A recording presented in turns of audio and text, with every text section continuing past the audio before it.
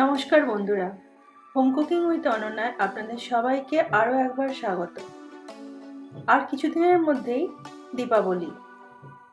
দীপাবলির অগ্রিম শুভেচ্ছা জানিয়ে আজকে আমার ভিডিও স্টার্ট করছি। দীপাবলি মানেই বাড়িতে নানান গেস্টের আনাগোনা, আর সেই উপলক্ষে আজকে আমি একটি মিষ্টির রেসিপি আপনাদের সাথে শেয়ার করব।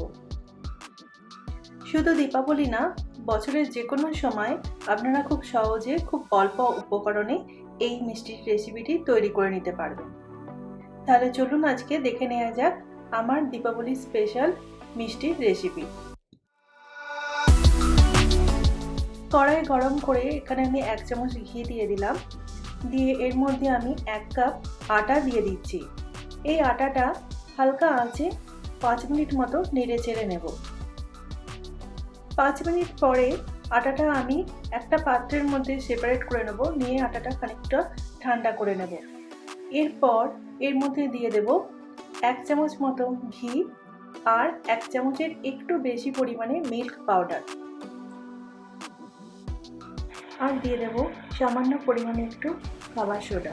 পুরো হাতের সাহায্যে আটার সাথে খুব ভালোভাবে মিশিয়ে নেব।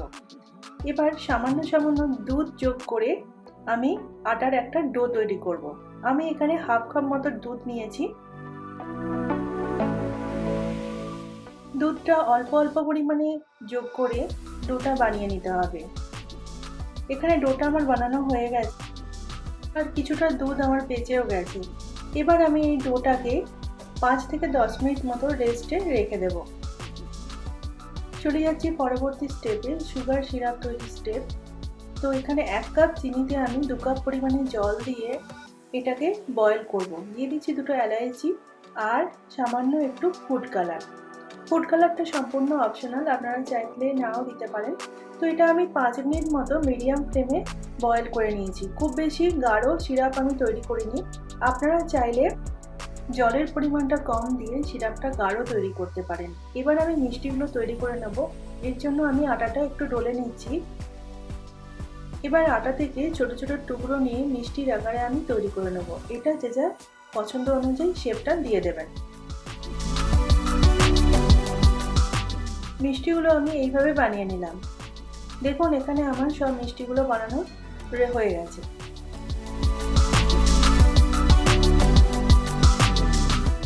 এবার এই আটার বলগুলো ভেজে নিতে হবে। তার জন্য একটা কড়াইতে পরিমাণ মতো তেল দিয়ে আমি তেলটা ভালোভাবে গরম করে নিয়েছি। এবার আটার বলগুলো একে একে লো ফ্লেমে আমি এর মধ্যে ছেড়ে দিচ্ছি। ছেড়ে দিয়ে ভালো করে নাড়াচাড়া করে আমি গোল্ডেন ব্রাউন করে এগুলো ভেজে নেব। বলগুলো আমার গোল্ডেন ব্রাউন করে ভাজা হয়ে গেছে। এবার আমি এগুলোকে একে একে তুলে নেব। এবার সুগার সিরাপটা একটু গরম অবস্থায় মিষ্টিগুলো আমি একে একে এর মধ্যে দিয়ে দেব। দিয়ে এটা প্রায় 4 থেকে 5 ঘন্টার জন্য রেখে দেব। তৈরি হয়ে গেল আমার দিওয়ালি স্পেশাল সুইট। আমার এই ভিডিওটি যদি আপনাদের ভালো লাগে তাহলে ভিডিওটি অবশ্যই লাইক করবেন, শেয়ার করবেন, আর ভিডিওটি কেমন লাগলো সেটি কমেন্টের মাধ্যমে আমাকে অবশ্যই জানাবেন। দিওয়ালি সবার খুব ভালো কাটুক, সবাই আনন্দে থাকুন, সুস্থ থাকুন, ভালো থাকুন, এই কামনা করে আজকের ভিডিওটি আমি এখানেই শেষ করলাম। অনেক ধন্যবাদ।